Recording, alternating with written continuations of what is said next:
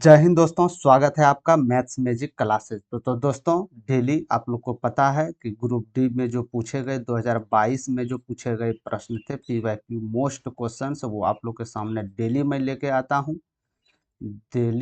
आता हूँ।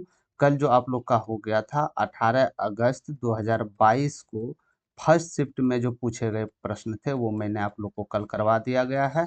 आज आपका 18 अगस्त सेकंड शिफ्ट का क्वेश्चंस, ऑल मैथ क्वेश्चंस बहुत इजी वे के साथ आप लोग को बताया जाता है। तो आप लोग सेशन से जुड़ जाइए, चलते हैं आगे की ओर। यदि आप लोग सेशन से जुट गए हैं तो यदि सेशन पसंद आ जाएगा तो लाइक कर दीजिएगा मेरे दोस्त, और शेयर कर दीजिए। यदि आप लोग जुट गए हैं तो चैनल को शेयर जरूर कर दीजिएगा, क्योंकि हो सकता है न्यू बच्चे जो भी इसमें आपका इनरोल न्यू बच्चे हुए हैं उसके लिए एक महत्वपूर्ण बन जाए कि मैथ्स आखिरकार टीसीएस पूछते कहाँ से हैं। समझ गए? तो आप लोग जितने भी न्यू बच्चे भाई बहन जो भी हो, आपको जो ग्रुप डी के लिए फॉर्म अप्लाई किए हैं उसके पास शेयर कर दें जो कि हो सके, क्योंकि पीवाईक्यू क्वेश्चंस आपका करने का मतलब है कि 90% सिलेबस आपका कंट्रोल में लाना है, क्योंकि टीसीएस वही पैटर्न फॉलो करता है जो प्रीवियस ईयर्स में पूछे गए हैं। तो इसीलिए आप लोग मैथ्स मैजिक क्लासेस से जुड़ जाइए। अभी तक आप लोग चैनल सब्सक्राइब नहीं किए हैं तो सब्सक्राइब कर लीजिए, क्योंकि डेली पीवाईक्यू क्वेश्चंस हो या इम्पोर्टेंट नोटिस हो या आरआरबी की तरफ से कोई भी नोटिस जारी किए या ऑफिशियल गवर्नमेंट की तरफ से, सब आपको प्रोवाइड इस चैनल के माध्यम से कराया जाता है। इसीलिए आप लोग इस चैनल को सब्सक्राइब कर लें। ठीक है, चलते हैं आज की पहली प्रश्न की तरफ। 18 अगस्त 2022 सेकंड शिफ्ट में पूछा गया प्रश्न है। सेकंड शिफ्ट में पूछे गए प्रश्न है तो आप लोग प्रश्न को कीजिएगा। कल ये प्रश्न कल भी रिपीट किए गए थे, हर एक शिफ्ट में रिपीट किए गए थे। जैसे 0.47 है, 47 है, 47 है, तो इसमें कितना अंक रिपीटेड आ रहा है? मात्र 2 अंक तो रिपीट आ रहा है मेरे भाई, 47 47 47। चाहे मैं इसको 47 47 अनंत तक लिखते चलूँ, लेकिन वास्तविक तो 47 ही रिपीट हो रहा है ना, तो 47 रिपीट हो रहा है। तो जिस 47 रिपीट हो रहा है, जितना रिपीट होगा उसके आप पावर पे वार लगा देंगे, और यदि हम इस पे बार हटाते हैं, जितने पावर बार है उतना डबल नाइन यहाँ पे आ जाएगा, 9 आ जाएगा। यानी 2 पे पावर बार है, 2 पे पावर डैश है, तो 2 9 आ जाएगा। यानी आपका उत्तर 47/99 इज करेक्ट आंसर। समझ गए? ये क्वेश्चन हर एक शिफ्ट में क्वेश्चन पूछा जाता है और पूछा जाएगा, इसीलिए आप लोग ध्यान रखें। ये बहुत इजी वे क्वेश्चन था। ठीक है, चलते हैं अगले प्रश्न की ओर। आज का दूसरा नंबर प्रश्न। 30 विद्यार्थियों की एक कक्षा परीक्षा में उपस्थित हुए थे। ठीक है, 30 विद्यार्थी एक परीक्षा में उपस्थित हुए थे। ठीक है, 12 विद्यार्थियों का औसत 80 पाया गया था। ठीक है, जिसमें शेष विद्यार्थी, शेष कितना बचे होंगे? 18।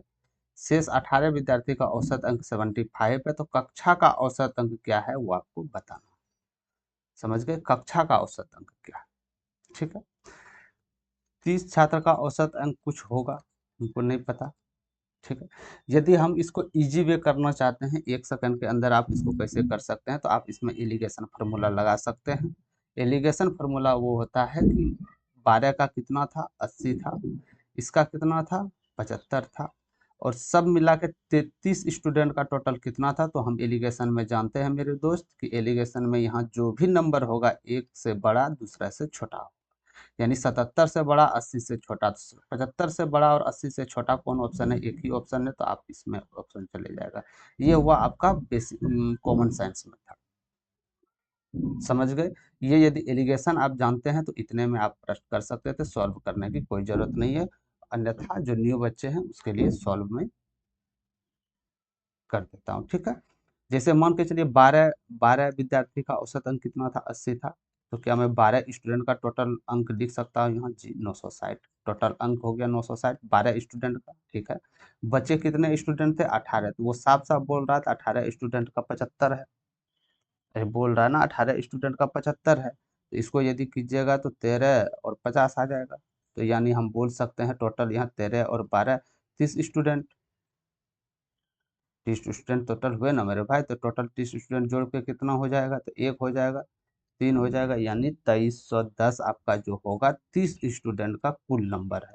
तो औसत अंक हम कैसे निकालते हैं? तो कुल अंक यानी 2310 और कुल स्टूडेंट, स्टूडेंट कितना है? 30। तो यहाँ से चला गया, 3 सत्ते 21, 3 सत्ते 21, आपका 77 एवरेज आ जाएगा, वही उत्तर आपका निकल के आ गया। समझ गए?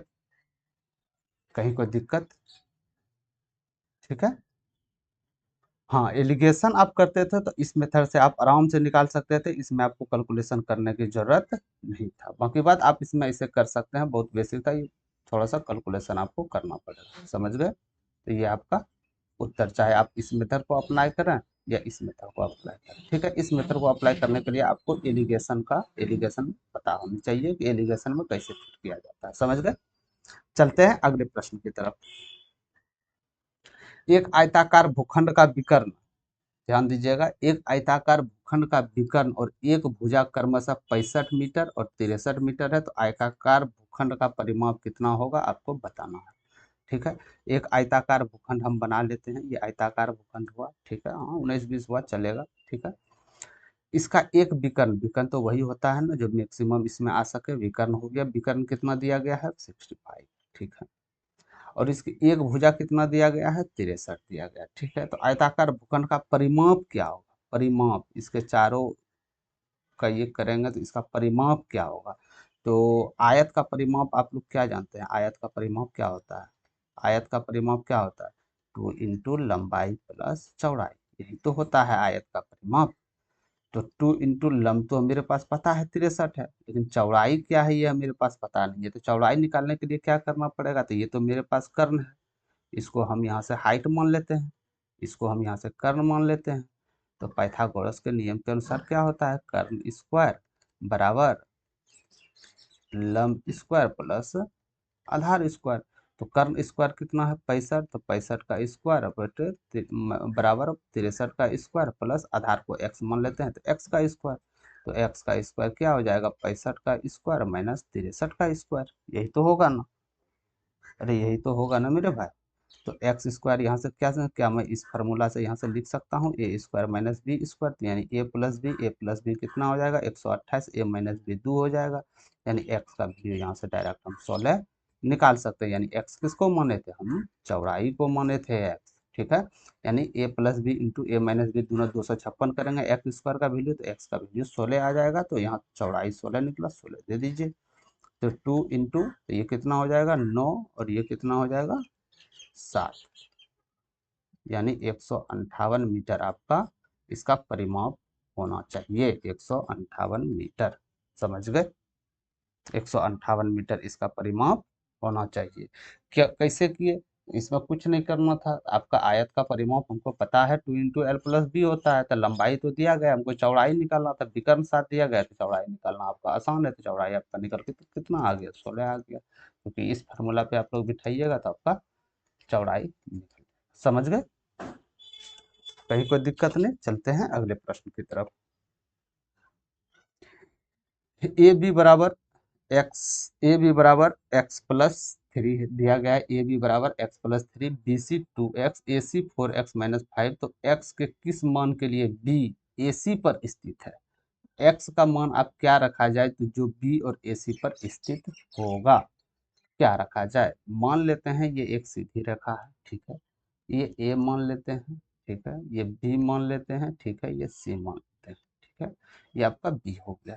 तो क्या बोला जा रहा है, बी ए सी पर स्थित है, सही बात है, बी ए सी पर स्थित है। A B x plus three है, तो यानी ये ए बी है, तो ये एक्स प्लस थ्री, ठीक है?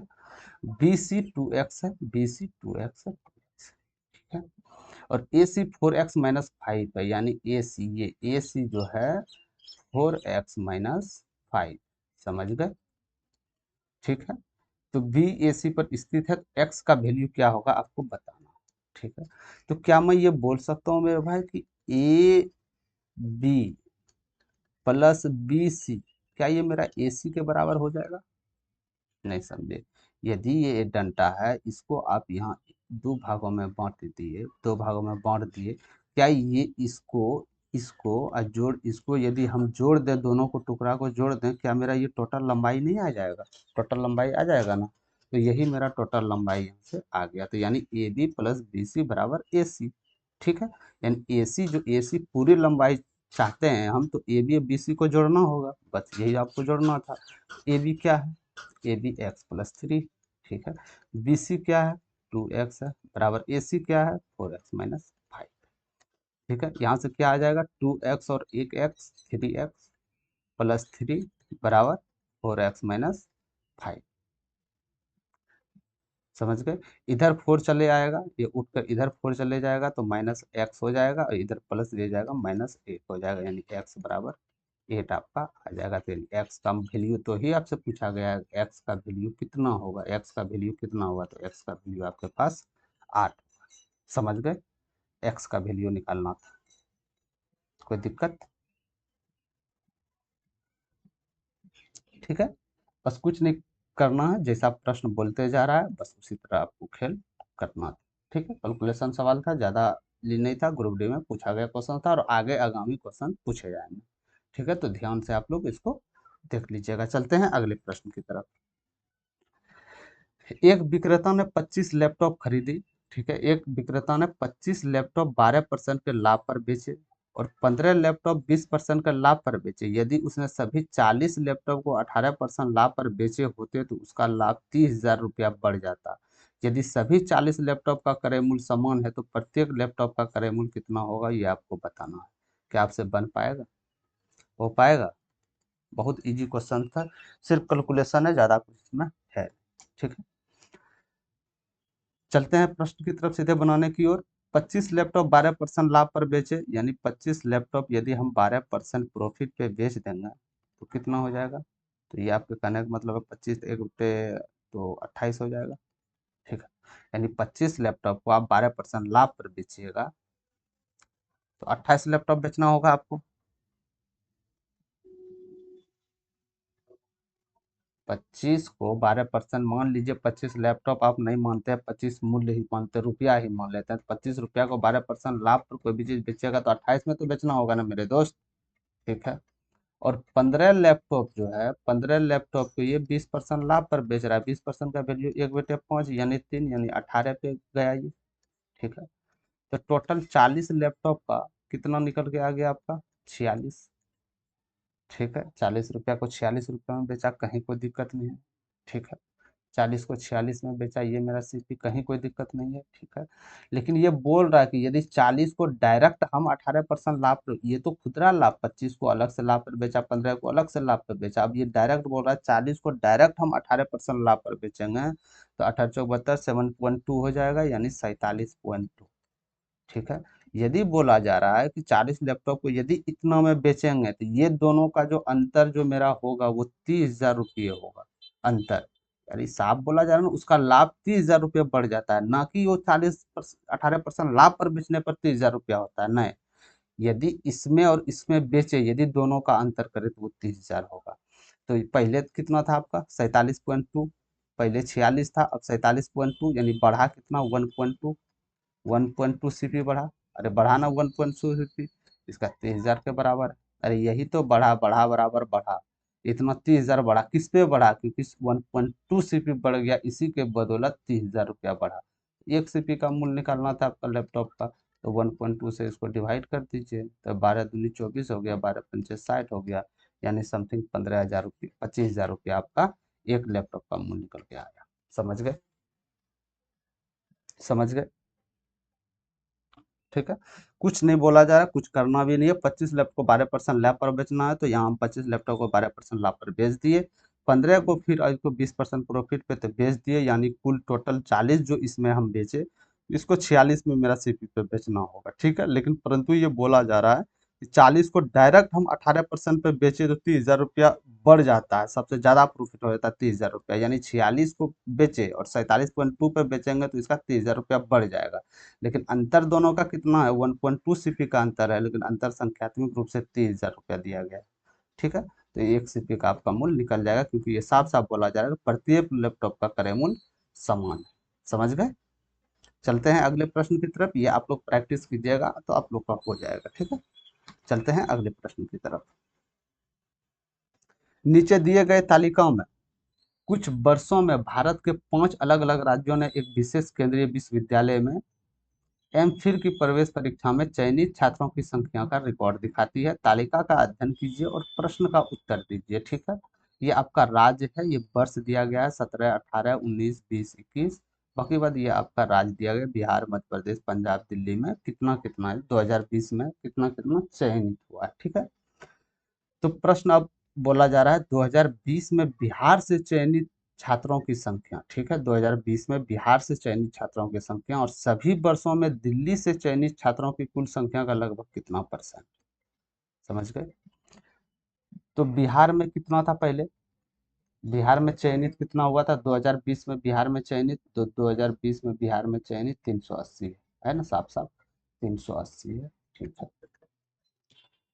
अब दिल्ली में बोला जा रहा है, दिल्ली में सभी वर्ष में कितना, सभी वर्ष में चयनित होना, तो दिल्ली तो सभी वर्ष यानी सबको ऐड करना पड़ेगा, तो ये कितना आपका हो जाएगा 0, ऐड कीजिएगा, सबको जोड़ना पड़ेगा, 280, 320, 260, 400 और 350। यदि आप इसको जोड़ते हैं तो 8 2 10 6 16, 16 5 21 हो जाएगा, तो हाथ में आपका 2 आ जाएगा, समझ गए।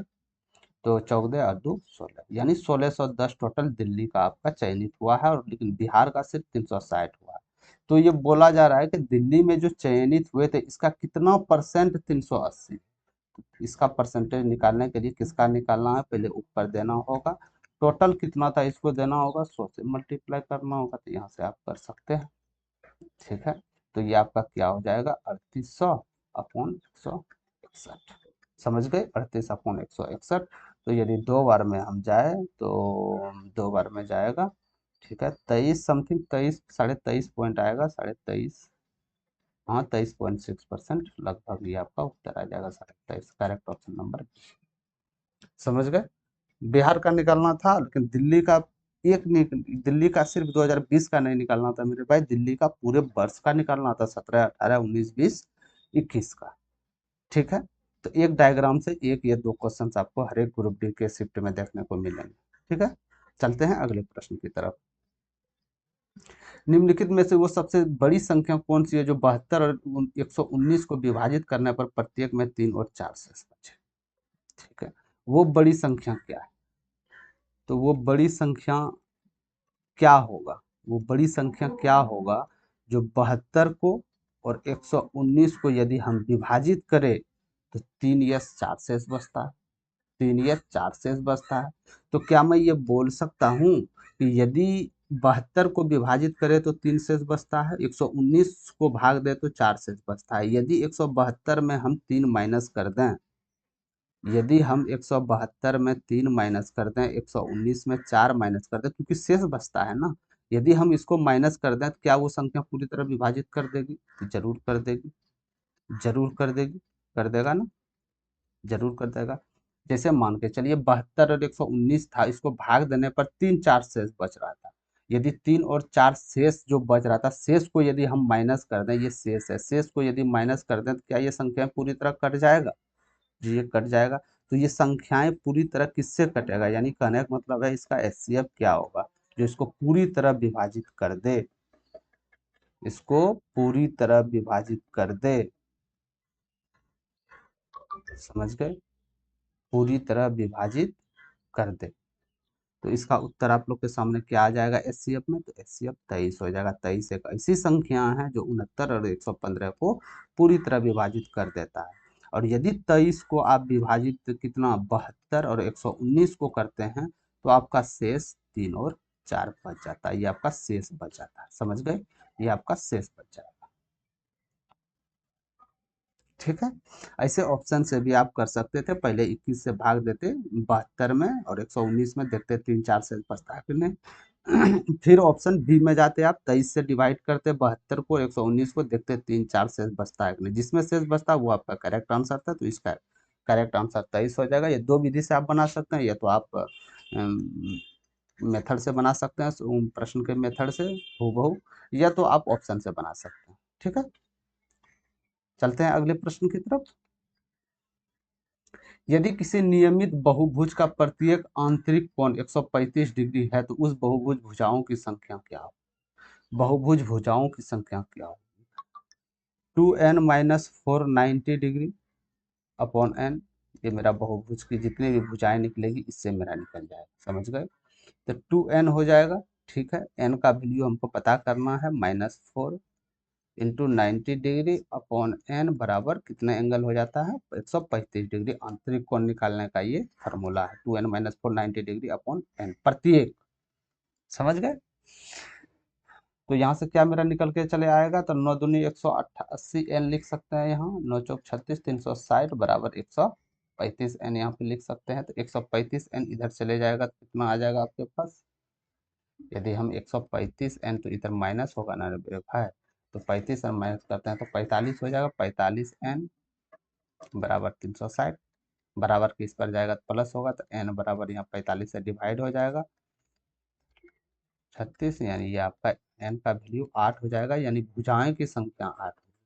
समझ गए कि नियमित आंतरिक कोण 135 डिग्री है, तो बहुभुज भुजाओं की संख्या क्या होगी, बहुभुज भुजाओं की संख्या आपका 8 होगा, तब इसका आंतरिक कोण 135 डिग्री बनेगा। तो ये फार्मूला आपको याद करना पड़ेगा बहुभुज आंतरिक कोण निकालने के लिए, 2n-4 इंटू 90 डिग्री। समझ गए, प्रत्येक पूछे प्रत्येक आंतरिक कोण, तो बेटे n से डिवाइड कर देना, जितनी भुजा उससे n से डिवाइड कर दीजिएगा तो प्रत्येक निकल जाएगा। समझ गए, ये आपको फार्मूला याद रखना है, ये क्वेश्चन आपको हर एक शिफ्ट में देखने मिलेंगे। चलते हैं अगले प्रश्न की तरफ। एक व्यक्ति कुल 15 वस्तुओं पे, एक व्यक्ति कुल 15 रुपये में 15 वस्तुएं खरीदता है, ठीक है, 15 रुपये में 15 वस्तु, यानी एक वस्तु का मूल्य 1 रुपया, ठीक है। यदि वो प्रत्येक प्रत्येक को 1.23 रुपये में बेचता है, तो उसका लाभ प्रतिशत कितना होगा, ये आपको बताना है, लाभ प्रतिशत क्या होगा। तो 15 रुपये में 15 वस्तु, तो यानी हम बोल सकते हैं 1 रुपये में एक वस्तु, ठीक है। लेकिन 1 रुपये में एक वस्तु, लेकिन एक वस्तु पे ये बेच रहा है कितना में, 1.23 में बेच रहा है ना, 1.23 में, तो लाभ कितना हुआ, पहले 1 रुपया में एक वस्तु, अब 1 रुपया में 1.23, एक वस्तु को पहले 1 रुपया में बेचा जाता था मेरे दोस्त, अब एक वस्तु को 1.23 रुपया में बेचा जा रहा है, तो फायदा कितना हुआ, 23 फायदा नहीं हुआ था, 23 फायदा किस पे हुआ, एक पे हुआ ना, पहले एक पे वस्तु पे, तो 100 पे कितना था, 100 से कर दीजिए यहाँ पे, इसको उड़ा देने के बाद 100 खत्म हो जाएगा, यानी 23% इसका प्रॉफिट आपका निकल के आ जाएगा। समझ गए, 23% प्रॉफिट आपका निकल के आ जाएगा, कोई दिक्कत नहीं होनी चाहिए, ठीक है। चलते हैं अगले प्रश्न की तरफ, यानी 23% इसका आपका सर निकल के आ जाएगा, यानी 23% प्रॉफिट पे आपको बेचना होगा। ये तो आप डायरेक्ट 15 पे भी कर सकते थे, जैसे 15 पे कैसे कर सकते थे, बहुत सारे स्टूडेंट होंगे, 15 वस्तु का 15 रुपया, अब 15 वस्तु को प्रत्येक 1.23 पे बेचना होगा, तब जाके मूल निकल के इसमें माइनस, इतना क्यों करें हम, काहे ना हम एक वस्तु को निकाल के चलें, क्योंकि टाइम खपत कम होगा। समझ गए, एक वस्तु आप निकाल के चलना होगा। चलते हैं अगले प्रश्न की तरफ। 6/x-2/x-1 -1/x-2 है, तो मूल का ज्ञात करना है। तो यहाँ पे कुछ नहीं करना है, x का वैल्यू आपको पुट करना है ऑप्शन से, x का वैल्यू पुट करने के बाद कौन सा उत्तर आपका ये वैल्यू प्राप्त करेगा, यानी x बराबर 0 हो जाएगा। तो सबसे पहले हम यदि 3 रखते हैं, सबसे पहले यदि हम 3 रखते हैं, तो x का वैल्यू यदि हम 3 रख देते हैं, x का वैल्यू 3 रख देते हैं, तो ये 2 हो जाएगा, ये 1 हो जाएगा, और ये 1 हो जाएगा, यानी 2 में 2 गया 0, यानी हाँ सेटिस्फाई है, 3 रखने पे सेटिस्फाई, 3 रखने पे सेटिस्फाई। समझ गए, 3 रखने पे आपका सेटिस्फाई। अब आगे की ओर चलते हैं, यदि हम 4/5 रखें, यदि 6 में 4/5 रखे, तो 4/5 पर -2, 4/5 -1 -1/4/5 -2, ये आपका हो जाएगा। आपको उत्तर देखना है, 0 के बराबर आना चाहिए, 0 के बराबर आना चाहिए, तो 30/4 माइनस, तो ये 1/5 यानी 10 हो जाएगा, माइनस, तो 5 दूनी 10 हो जाएगा, माइनस 6/5, तो 5/-6 हो जाएगा। क्या ये दोनों जोड़ने पे ये आ सकता है, ये माइनस माइनस प्लस हो जाएगा, तो ये नहीं आ जाएगा, यानी 4/5 हो भी नहीं सकते हैं, तो 4/5 यहाँ से आप उड़ा दीजिए इसको, ये दोनों चला जाएगा आपका, ठीक है। 3 तो होगा, तो इसको एक सपोज डेट के लिए छोड़ दीजिए, 3 हो गया। अब 4/3 को हम देख लेते हैं, यदि 4/3 को हम देख लेते हैं, 4/3 4, ऊपर से 3 चला जाएगा, माइनस 2/4/3 -1, और -1/4/3 माइनस, ठीक है। तो यहाँ से हो जाएगा 18/4 -2 तो ये कितना हो जाएगा, यानी 6 हो जाएगा, ये डायरेक्ट होगा ना, डायरेक्ट 6, और ये माइनस माइनस प्लस हो जाएगा, क्योंकि 3 दूनी 6 हो जाएगा, -2/3, तो 3/2, ठीक है, माइनस माइनस प्लस हो जाएगा। तो यदि हम इसको जोड़े तो कितना हो जाएगा 36। यदि हम इसको 3/2 को और इसको प्लस है ना, तो ये दोनों जोड़ना होगा हमको, इसमें माइनस का, क्या ये दोनों जोड़ के 6 के बराबर आ रहा है? तो यदि हम 4 एलसीएम ले लेते हैं तो 18 और प्लस 2 3 दूनी 6, तो 18 से 24/6 यानी सॉरी 4 4 छके 24। जी हाँ, प्लस से माइनस से इक्वल टू 0, यानी आपका उत्तर जो सेटिस्फाई हो रहा है वो 4 नंबर है। समझ गए? 3 और 4 3 एक्स का वैल्यू आपको रखने पे ये मान आपका सेटिस्फाई बराबर 0 के इक्वल आ जाता है। समझ गए? तो इसको विधि से ना बना के डायरेक्ट आप ऑप्शन से यदि करते हैं तो आपको बहुत ही कम समय में आपका उत्तर देखने को मिल जाएगा। ठीक है, चलते हैं अगले प्रश्न की तरफ। ए प्लस बी बराबर 56, ए प्लस बी बराबर 56 दिया गया है। ए माइनस बी का होल स्क्वायर आपके पास 496 दिया गया है। तो ए और बी का गुणनफल क्या होगा आपसे पूछा गया। ठीक है, ए और बी का गुणनफल क्या होगा आपसे पूछा गया है। ग्रुप बी में पूछा गया प्रश्न है, दो दो प्रश्न पूछे गए थे उस शिफ्ट में, सेकंड शिफ्ट में। ठीक है, तो ए प्लस बी का होल स्क्वायर, ए प्लस बी का होल स्क्वायर का ये मैं फॉर्मूला लिख सकता हूँ। ए प्लस बी का होल स्क्वायर बराबर ए माइनस बी का होल स्क्वायर और प्लस 4ab। क्या मैं ये लिख सकता हूँ? लिख सकते हैं या ना? इसका भी प्रूव कर देते हैं। जैसे ए प्लस बी का होल स्क्वायर का फॉर्मूला क्या हो जाएगा, A square plus B square plus 2ab। तो ये मेरा A square plus B square plus 2ab इसका मान आना चाहिए, तब तो इक्वल होगा। तो ए माइनस बी का होल स्क्वायर क्या हो जाता है, A square plus B square minus 2ab, और यहाँ प्लस 4ab से चला जाएगा। तो यहाँ से क्या हो जाएगा, A plus B A square plus B square minus में ये जाएगा तो प्लस 2ab। तो यही तो मेरा उत्तर आया, यही तो मेरा आया ना, यही तो आया। तो यानी ये हम लिख सकते हैं। समझ गए? ये आप लिख सकते हैं, या तो इसमें बनाने के लिए ऐसा हम इसलिए लिखे क्योंकि यहाँ पे दूसरा फार्मूला यूज नहीं करना हमको, दो फार्मूला यूज नहीं करना, एक फार्मूला पे बनाना है हमको, तो एक फार्मूला पे इसको आप बैठा सकते हैं। ठीक है, तो ए प्लस बी क्या हो जाएगा, ए प्लस बी 56 है तो 56 का स्क्वायर बराबर ए माइनस बी कितना है 496 है प्लस 4। ठीक है, तो क्या मैं 4ab बराबर 56 का स्क्वायर कितना हो जाएगा आप लोग के पास 3136 हो जाता है 56 का स्क्वायर। अब माइनस ये प्लस है, उधर जाके माइनस हो जाएगा यानी 496। तो 4ab क्या निकल के आपके पास आ गया 2640। ठीक है, तो ए बी पूछा गया था, ए बी कितना निकल के आ जाएगा आपके पास 660। तो ए बी का वैल्यू क्या होगा 660। समझ गए?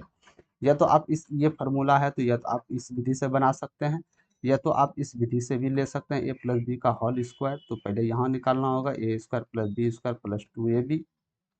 समझ गए? ए प्लस बी का होल स्क्वायर, तो इसका स्क्वायर करना है तो आपको इसका वैल्यू निकल के आ जाएगा। तब फिर आपको ए माइनस बी का होल स्क्वायर करना है तो ए स्क्वायर बी स्क्वायर का वैल्यू आपको पुट करना है ये सब, तो आपका उत्तर ए बी निकल के आ जाएगा। तो इस जगह आपको दो फार्मूला यूज करने पड़ेंगे। ठीक है, लेकिन ये जो मेथड है जो आपको बताया मैंने, ये एक ही फार्मूला पे आपका हो जाएगा। ठीक है, तो ए बी का वैल्यू आपके पास निकल के 660 आ गया। कोई दिक्कत नहीं, सिर्फ फार्मूला पे बेसिस पे था। ठीक है, सिर्फ फार्मूला के बेसिस पे था। चलते हैं अगले प्रश्न पे। X square plus 2x+9 equal to x-2 x-3 है। तो परिणामी समीकरण क्या है? घन बहुपद है, यह द्विघात समीकरण है, यह द्विघात समीकरण नहीं है, यह घन समीकरण है।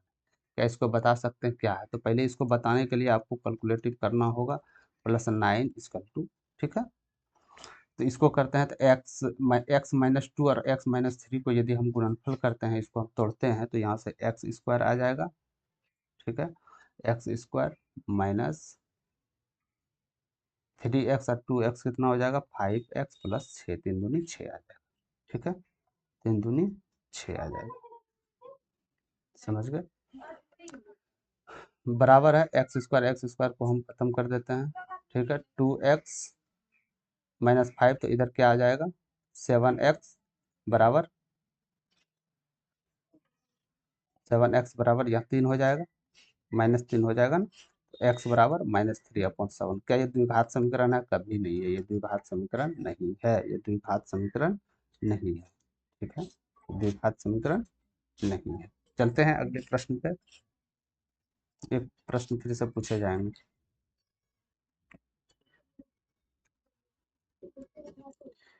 यदि कोई लड़का 6 किलोमीटर प्रति घंटा की गति से दौड़ता है तो उसे 38 मीटर भुजा वाले वर्गाकार मैदान को एक पूरा चक्कर लगाने में कितना समय लगेगा, ये आपको समय बताना है।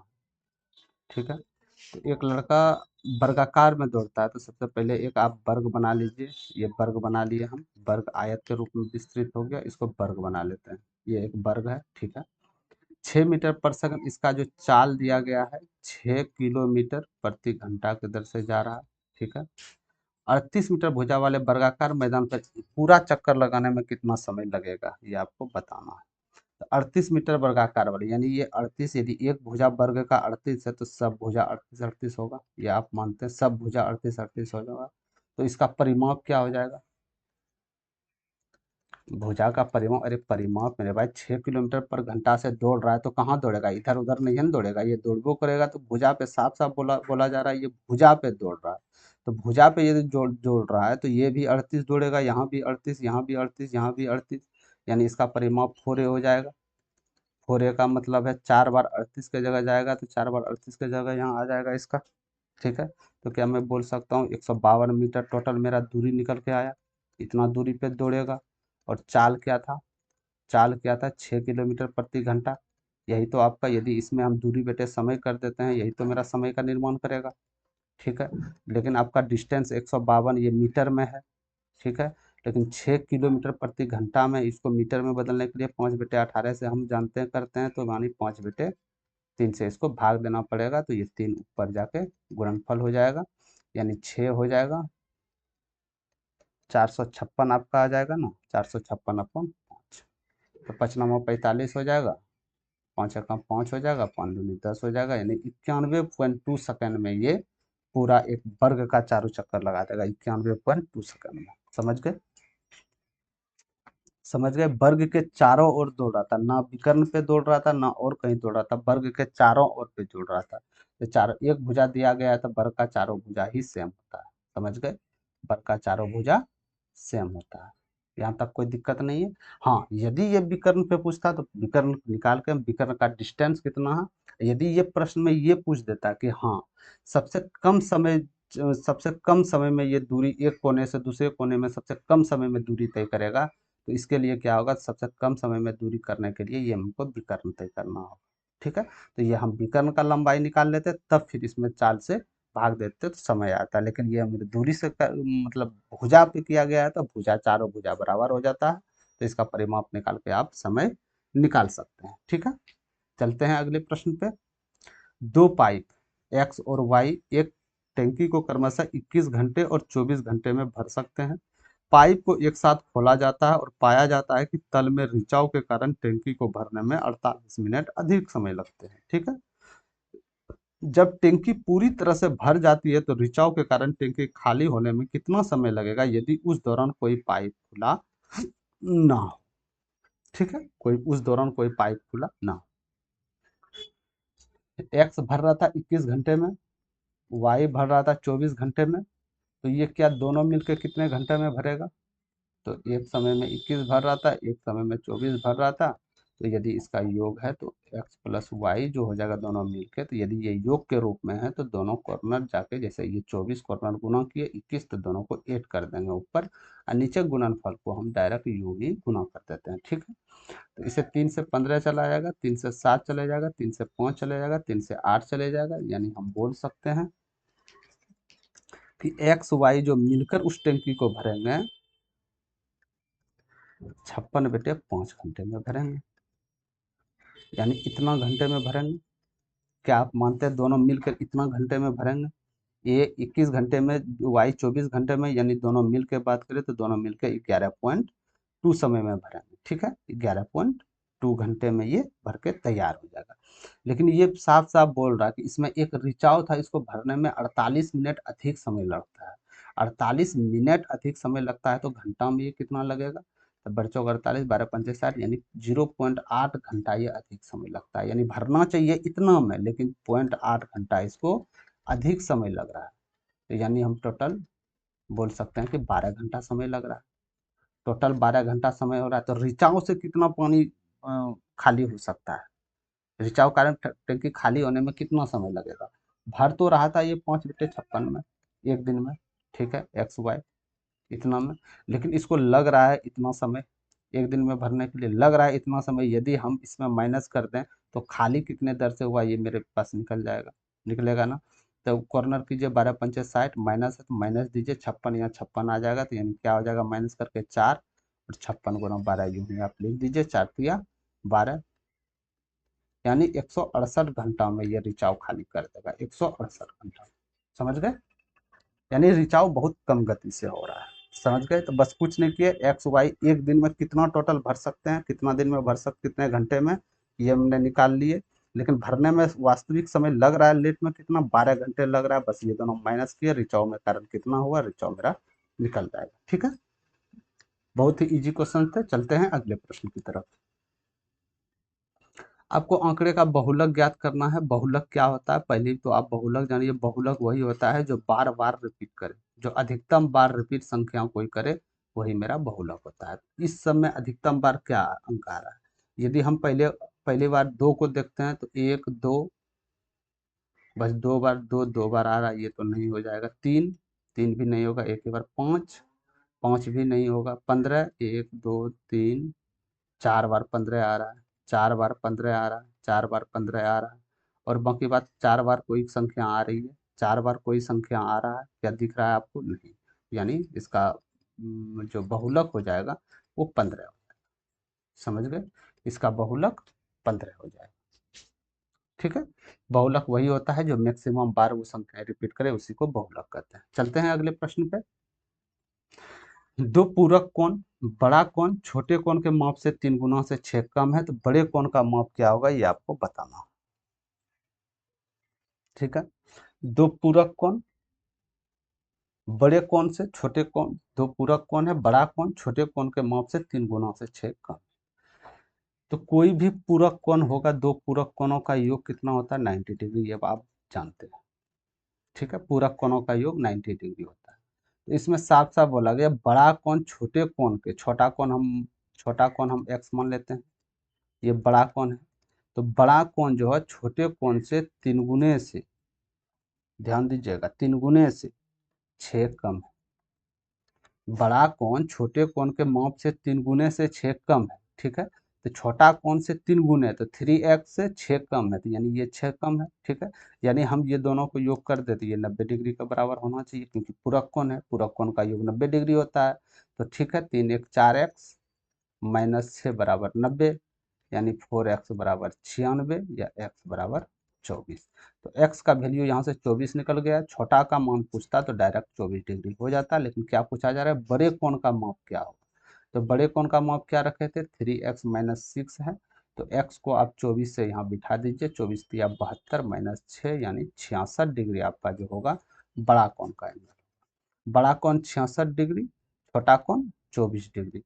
अब यहाँ से आप प्रूव कर सकते हैं, क्या ये 3 गुने से 6 कम है, तो 3 गुना इसका कितना हो जाएगा, 72, 3 गुना 6 कम है 66, 100% यही उत्तर आपका हो जाएगा। तो इसको आप चाहे तो ऑप्शन से भी ले सकते थे, या तो आप मेथड से भी बना सकते थे, दोनों विधि बन जाएगा। ऑप्शन से बार बार मैं क्यों बोलता हूँ ऑप्शन से बनाने के लिए आप लोग को, यदि आप ऑप्शन से बनाते हैं मेरे दोस्त, जहाँ 25 क्वेश्चन में 24 क्वेश्चन आपका सही करने का अनुमान था, यदि ऑप्शन आपके पास है तो 25 क्वेश्चन भी आपसे हो जाएगा। तो ये मेरा है ऑप्शन से बनाने का नियम। ठीक है, चलते हैं अगले प्रश्न की तरफ।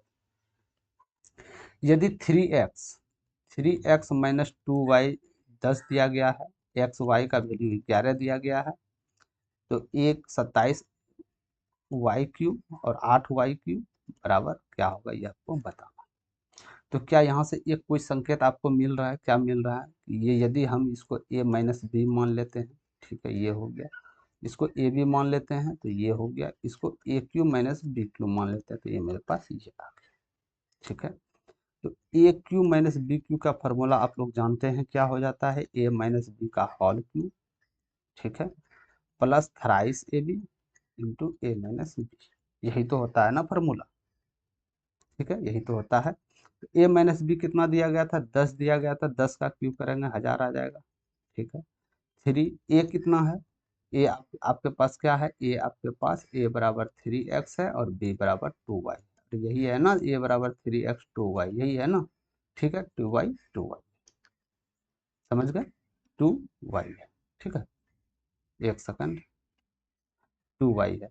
ए का मान क्या रखे 3x, बी का 2y,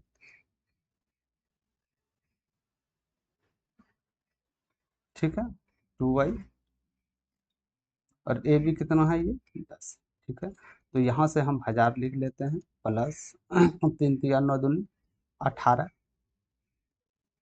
गुना 11 गुना 10। ये आपके पास उत्तर आ जाएगा, क्योंकि एक्स वाई का वैल्यू दिया गया है 11, देख रहे हैं यहाँ पे। तो 1000 प्लस 1980 जीरो, ठीक है। तो क्या आ जाएगा टोटल 1980, आपका उत्तर आ जाएगा 1980 इज करेक्ट आंसर। तो कुछ मत करना था, ए क्यू माइनस बी क्यू, सिर्फ फार्मूला यूज करना था। यदि आप फार्मूला इस पे यूज कर देते तो 2 मिनट में बनकर तैयार हो जाता आपका, ठीक है। चलते हैं अगले प्रश्न पे। कुछ नहीं था सवाल में, सिर्फ फार्मूला यूज करना था, अलजेब्रा क्वेश्चन था, ठीक है। 10% वार्षिक चक्रवृद्धि ब्याज की दर से कितने वर्षों में 10,000 की राशि 13,310 हो जाएगी। 10% वार्षिक चक्रवृद्धि ब्याज की दर से, ठीक है।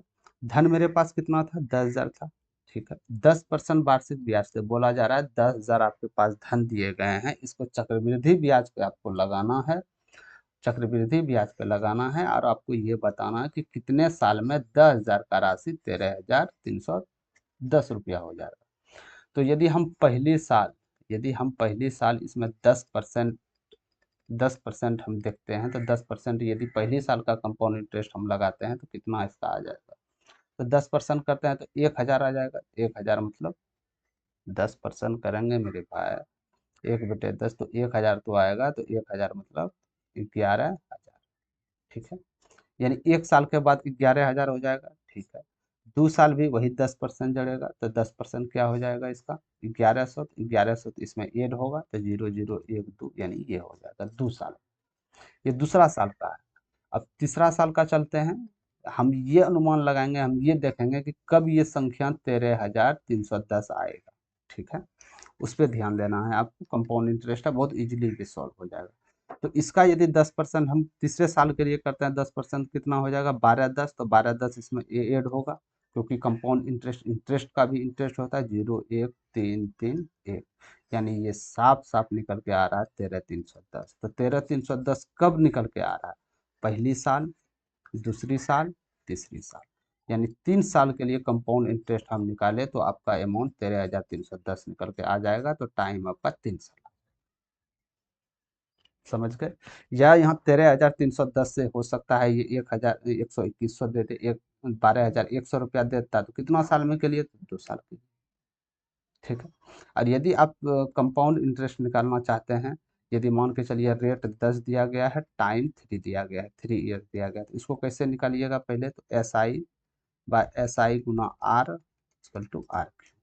SI कितना था, तो 10%, 3 ईयर्स के लिए तो 30 हो जाएगा। SI मतलब रेट और टाइम का तो गुणनफल सिंपल इंटरेस्ट होता है, तो SI 30, R है 10, RQ कितना हो जाएगा 1,000, ठीक है। तो ये दो इधर, दो चला जाएगा, तो ये 2 अंक इसमें जुटेगा, तो 310, तो 10 यहाँ हो जाएगा 3, यानी 33.1। क्या मैं 33 पॉइंट, ये मेरा कंपाउंड इंटरेस्ट निकल के आ गया 33.1%। बस 3 साल के लिए 33.1% देखना है, तो 10,000 में 33.1 कीजिए, 33.1 कर देना है आपको। तो क्या आ जाएगा 331 जीरो, इसमें ऐड कीजिएगा तो वही आपका 310 आ जाएगा। तो जिस विधि से आप बनाए उस विधि से इसको बना सकते हैं, ऑप्शन से भी बनने को तैयार है ये, बस बनाने वाली चाहिए, ठीक है। तो आप इस मेथड से भी अपना सकते हैं, या उस जो ऊपर वाले बनाए वो सिंपल मेथड है, कोई भी अपना सकते हैं उसको, ठीक है। चलते हैं अगले प्रश्न पे।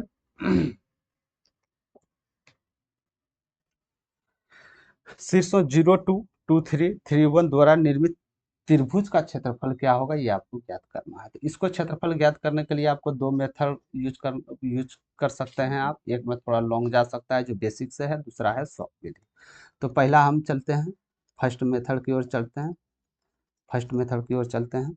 यदि आपका इसका एरिया निकालना है, या तो आप इस विधि से निकाल सकते हैं। इसका एरिया का फॉर्मूला आपको याद रहना चाहिए, x1 y2 into y3 plus x2 y3 minus y1 plus x1, sorry x3 हो जाएगा ना, यहाँ x3 y1 माइनस 1। तो आप इस फार्मूला पे निकाल सकते हैं, यहाँ पे बैठा सकते हैं। तो इसके लिए आपको x1 x2 x3 और y1 y2 y3 मान निकालना होगा। तो x1 क्या हो जाएगा 0, ये x1, x2 ये हो जाएगा, x3 ये हो जाएगा। तो 0 2 3, x1 ये हो गया, y2 हो जाएगा आपका 2, y2 हो जाएगा 3, y2 हो जाएगा 1, ये आपका हो जाएगा। बस इस पे आप ये x1 y2 इस पे आप संख्यात्मक रूप से इसको यहाँ पे बिठा दीजिएगा तो आपका उत्तर निकल के आ जाएगा। तो ये इसके लिए ये फार्मूला आपको रहना बहुत जरूरी है। अब बात करते हैं कि इसको शॉर्ट विधि से हम कैसे बनाएं। शॉर्ट विधि से बनाने के लिए सबसे पहले आपको यहाँ निर्देशांक लिखना होगा, 2 3 है, 3 1, ठीक है। तो सबसे पहले ये संख्या 0 और 2 सब में माइनस कर देते हैं। 0 2 सब में माइनस करते हैं तो ये तो 0 निकल जाएगा। इसमें 0 और -2 करते हैं, इसमें -0 -2 करते हैं तो इसमें 2 आ जाएगा, इसमें 1 आ जाएगा, ठीक है। इसमें आपका 3 हो जाएगा, इसमें -1 हो जाएगा, ठीक है। तो आपको ये कॉर्नर गुना करना है, 2 से डिवाइड करना है। तो 2 1 2 -2, ठीक है। यहाँ पे हो जाएगा -3 बटे 2, कितना आ जाएगा -5 बटे 2 या 2.5, इसको माइनस में नहीं लिखते हैं, -2.5 आपका इसका उत्तर। तो ये आपका शॉर्ट विधि था, सेकंड मेथड था, ठीक है। ये शॉर्ट विधि था, शॉर्ट विधि था ये। इसको आप ध्यान में रखना है, कुछ नहीं करना है, किसी को भी कोई भी तीनों को उठा के एगो को भी जीरो करना है आपको। जीरो करके कॉर्नर गुना करके 2 से डिवाइड कर दीजिएगा, आपका उत्तर चले आएगा। और यदि आप इस पे नहीं है सेटिस्फाई तो ये फार्मूला यूज कीजिए, ये फार्मूला से हर एक क्वेश्चन बन जाएंगे। बट यही है कि आधा समय में आपका ये उत्तर निर्माण हो जाएगा, ठीक है। कहीं कोई दिक्कत नहीं, जैसा मेथड पसंद आए वैसा आप अपना सकते हैं। चलते हैं अगले प्रश्न पे। पी और क्यू की आयु का योग, क्यू और आर की आयु के योग से 15 वर्ष अधिक है, पी की तुलना में आर कितने वर्ष छोटा है। पी और क्यू के आयु का योग, पी और क्यू के आयु का योग क्यू और आर के आयु के योग से 15 वर्ष अधिक। क्या मैं बोल सकता हूँ ये 15 वर्ष अधिक है, ठीक है। पी क्यू के आयु का योग क्यू और आर के आयु के योग से 15 वर्ष अधिक है। तो क्या मैं ये लिख सकता हूँ 15 वर्ष अधिक है, ठीक है। तो पी क्यू की तुलना में आर कितने वर्ष छोटा है ये आपको बताना है। तो सबसे पहले पी प्लस क्यू करते हैं, बराबर के पार है तो माइनस यहाँ क्यू हो जाएगा, प्लस सॉरी बराबर आर प्लस 15, ये क्यू चला गया, पी हो जाएगा, ये प्लस है इधर आकर माइनस, आर बराबर 15। तो वही तो पूछा गया है, पी माइनस आर कितना वर्ष बड़ा है, पी की तुलना में आर कितने वर्ष छोटा है, तो 15 वर्ष छोटा है, समझ गए। तो 15 वर्ष छोटा है, ठीक है। कहीं कोई दिक्कत नहीं, सिर्फ इसको सवाल के अनुसार इसको आपको बिठाना, समझ गए ना। चलते हैं अगले प्रश्न पे।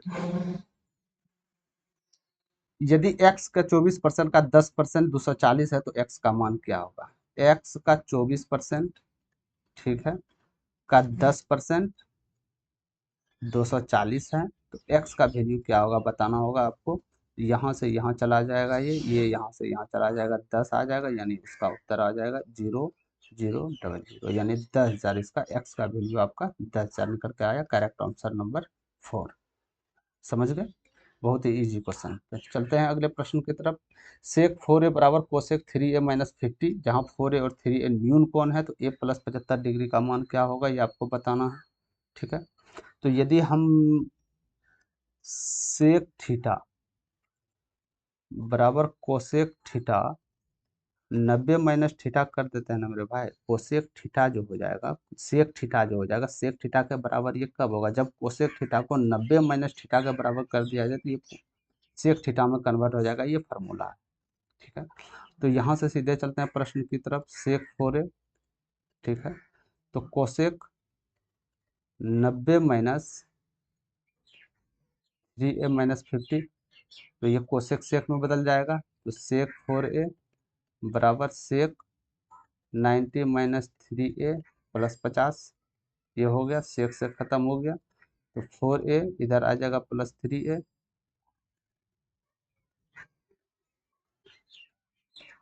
बराबर 140।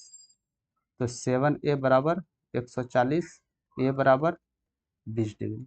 ए का वैल्यू क्या निकले मेरे पास 20 डिग्री, बस इसका वैल्यू पुट करना था, ए 20 डिग्री और प्लस 75 डिग्री, यह बराबर 95 डिग्री आपका उत्तर हो जाएगा, इसका तो करेक्ट आंसर।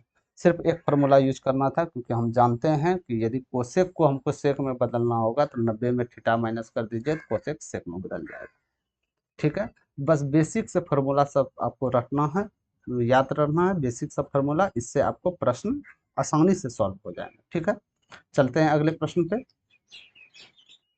ए और बी किसी व्यापार में 42,000 रुपया और 56,000 रुपया निवेश करते हैं, वर्ष के अंत में इतना रुपया लाभ होता है, तो बी का हिस्सा क्या है। ठीक है, ए बी था, कितना धन लिया है, ये 42,000 लिया है, ये 56,000। मैं डायरेक्ट रुपये में ना लिखे इसको रेशियो में लिखता हूँ, क्योंकि बाद में हमको इसको वितरित करना ही कटाना ही होता है, इसीलिए हम सबसे मिनिमम लिखते हैं। क्या मैं इसको 3-4 के अनुपात में लिख सकता हूँ, सबसे मिनिमम अनुपात के रूप में। ठीक।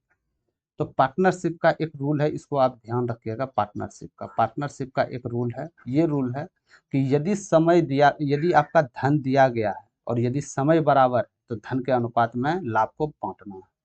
यदि आपका धन समान है और समय आपका अलग अलग है, तो आपको समय के अनुसार बांटना है। तो इस जगह क्या है, इस जगह समान समय है। वर्ष के अंत में, सिर्फ वर्ष के अंत में बोला गया है, यानी 12 महीने का काम हुआ है, दोनों 12 महीने काम किया है, तो वर्ष समान है ना। वर्ष समान है तो मूलधन के अनुपात में बांट दीजिए। तो मेरा मूलधन क्या निकल के आया, मूलधन का अनुपात, यही तो मूलधन का अनुपात है। बस इसी को इसमें बांटना है आपको। पटना है, तो यानी 3 और 4 रेशियो का वैल्यू ये दिया गया है, तो यानी दोनों मिलकर इतना है, तो दोनों का 8 4 3 7, यानी इसको आप एक्स भी मान सकते हैं। तो 7x का वैल्यू क्या निकल के आया, 87,220। तो एक का यहाँ से x का वैल्यू निकल जाएगा, तो 7 1 7 हो जाएगा, 7 दूनी 14 हो जाएगा, यानी 1260, 12,460 एक्स का वैल्यू निकल के आ गया आपके पास 12,460। अब पूछा गया बी का लाभ क्या है, तो बी को हम क्या माने, 4x माने, बस 4 से गुना करना है। 4x क्या होगा, तो 4 से यदि हम इसको गुना कर देते हैं, तो क्या आ जाएगा, 0 4 2 49,840 आपका करेक्ट आंसर उत्तर जाएगा। ये बी का लाभ हुआ, ये बी का लाभ। 56,000 इन्वेस्ट किया था, बी लाभ में इतना प्रॉफिट हुआ उसको।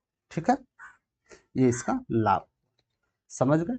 तो डायरेक्ट सिर्फ ये याद रखना है कि मूलधन को यदि आपको करना है, मूलधन यदि आपका अलग अलग है, समय आपका सेम है, तो मूलधन के अनुपात में आपको बांटना है।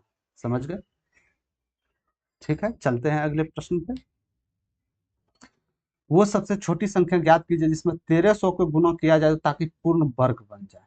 यानी 1300 का 6300 का गुना करे तो पूर्ण वर्ग बन जाए, तो 6300 का पहले आपको गुणनखंड निकालना होगा, तब वहां से पता चलेगा इसको पूर्ण वर्ग निकालने के लिए किससे गुना किया जाए। सबसे पहले 2 से इसको हम कन्वर्ट करते हैं, 2 तिया 6 हो जाएगा, 2 1 2, 2 5 10, यानी ये हो जाएगा। ठीक है, फिर इसको 2 से ले चलते हैं, 2 1 2, 2 5 10, 2 7 14, 2 5 10। ठीक है, फिर इसको 3 से हम ले चलते हैं, 3 5 15, 3 दूनी 6, 3 6 15। ठीक है, फिर इसको हम 3 से ले लेते हैं, 3 1 3, 3 7 21, 3 5 15। ठीक है, फिर इसको हम 5 से ले लेते हैं, 5 तिया 15, 5 6 25, फिर इसको 5 से लेते हैं, 5 7 35। तो इसका गुणनखंड क्या निकल के आया, 2 पे पावर 2, 3 पे पावर 2, 5 पे पावर 2, 7 पे पावर 1। तो हमेशा याद रखना कि यदि ये पूर्ण गुणनखंड है तो पावर सबका सम होगा। तो यहाँ देखिए पावर, ये भी सम है, ये भी सम है, ये भी सम है, लेकिन ये सम नहीं है, इसमें और एक ऐड होना चाहिए, यानी और एक 7, यदि 7 से गुना कर देते हैं तो ये आपका पूर्ण वर्ग हो जाएगा। अरे होगा कि नहीं मेरे भाई, देखो 2 में 1 निकल जाएगा, यहाँ से 2 में 1 निकल जाएगा, 2 में 1 निकल जाएगा, तो इसको भी 2 में 1 निकलना चाहिए, लेकिन है 1, यानी 1 से और यदि गुना करते तो ये पूर्ण वर्ग हो जाता, यानी 7 इज आपका करेक्ट आंसर। समझ गए। इस तरह प्रश्न पूरे, सबसे पहले आपको गुणनखंड निकालना है, तो 2 में यदि 4 में कोई एक विषम में है तो उससे आपको गुना करना है। ठीक है, चलते हैं अगले प्रश्न पे, आज का लास्ट प्रश्न। ठीक है, वो सबसे छोटी प्राकृतिक संख्या जो 12 12 को पूर्ण वर्ग बनाने के लिए इसमें क्या जोड़ना होगा। पूर्ण वर्ग हमको चाहिए, पूर्ण वर्ग चाहिए, तो 1212 में क्या जोड़े जो ये एक पूर्ण वर्ग बन जाए।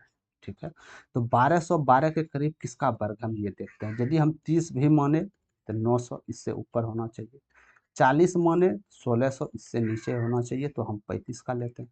ठीक है, तो 35 का स्क्वायर आपके पास कितना आ जाएगा, 35 का स्क्वायर 1225 आ जाएगा। ठीक है, तो 1225 यही तो सबसे लोतम है, 1212 से ज्यादा, थोड़ा सा ज्यादा कितना, 1225 है, यही तो पूर्ण वर्ग है 35 का। लेकिन ये 1212 क्या ये पूर्ण वर्ग है, नहीं। तो ये बोला जा रहा है इसमें क्या जोड़ा जाए जो 1200 पूर्ण वर्ग हो जाए, यानी 1225 ये तो मेरा पूर्ण वर्ग है। ठीक है, क्या जोड़ने पे 1212 में क्या जोड़ने पे 1225 आ जाए, तो साफ है कि 13 जोड़ दिया जाए 1225 आपका आ जाएगा। 13 जोड़ दिया जाए तो ये पूर्ण वर्ग बन जाएगा। बस सवाल इतने थे। समझ गए? समझ गए? तो ये था आज आपका क्वेश्चन। कैसा लगा आपको क्वेश्चन, तो ये आप लोग कमेंट सेक्शन में जरूर बताइएगा। ठीक है, तो यदि आप इसका पीडीएफ चाहते हैं, यदि आप इसका पीडीएफ मेरे भाई चाहते हैं, तो आपको टेलीग्राम चैनल पे ज्वाइन होना होगा। टेलीग्राम चैनल पे जाइए, इसका मैं फुल्ली पीडीएफ डेली जितना भी पीवाईक्यू क्वेश्चंस कराते हैं या नोटिफिकेशंस के रूप में कुछ भी होता है, डेली मैं टेलीग्राम चैनल पे देता हूँ। या तो हम डिस्क्रिप्शन में लिंक दे देंगे, या यहाँ से आप मैथ्स म्यूजिक क्लासेस सर्च करके टेलीग्राम पे आप ज्वाइनिंग हो सकते हैं। ठीक है, यदि आपको सेशन पसंद आ गया हो मेरे दोस्त, सेशन यदि आपको पसंद आ गया हो तो सेशन को लाइक जरूर कीजिएगा। यदि पसंद आ गया लाइक जरूर कीजिएगा। और जो भी न्यू बच्चे हों, भाई बहन या दोस्त, ये सब जो भी ग्रुप डी के लिए फॉर्म भरे हैं, जिसको पता है कैसा या पीवाईक्यू क्वेश्चंस वो लगाना चाहते हो, तो आप उसको ये शेयर कर दीजिएगा, जिससे हो सके वो मैक्सिमम नंबर उठा सके और क्या पैटर्न रहा है ग्रुप डी का प्रीवियस का, वो उसको पता चल पाए। ठीक है, तो इसीलिए आप लोग मैथ मैजिक क्लासेस पे जरूर जुड़ें। और चैनल को अभी तक सब्सक्राइब नहीं किए हैं तो सब्सक्राइब करके बेल आइकन में ऑल पे बटन पे क्लिक करते हैं, जिससे ये होगा कि जितने भी हमने मैथ पीवाईक्यू क्वेश्चंस लिए या कोई भी इंफॉर्मेशन नोटिफिकेशन कुछ भी हो, सीधे आप तक पहुंचे, कहीं वो ना जाए, सीधे आप तक पहुंचे। इसीलिए मैंने सब्सक्राइब करने बोलना है। ठीक है, तो चलते हैं, आज के लिए इतना ही। Thank you so much. मिलते हैं कोई नेक्स्ट क्लास में। अभी के लिए जय हिंद।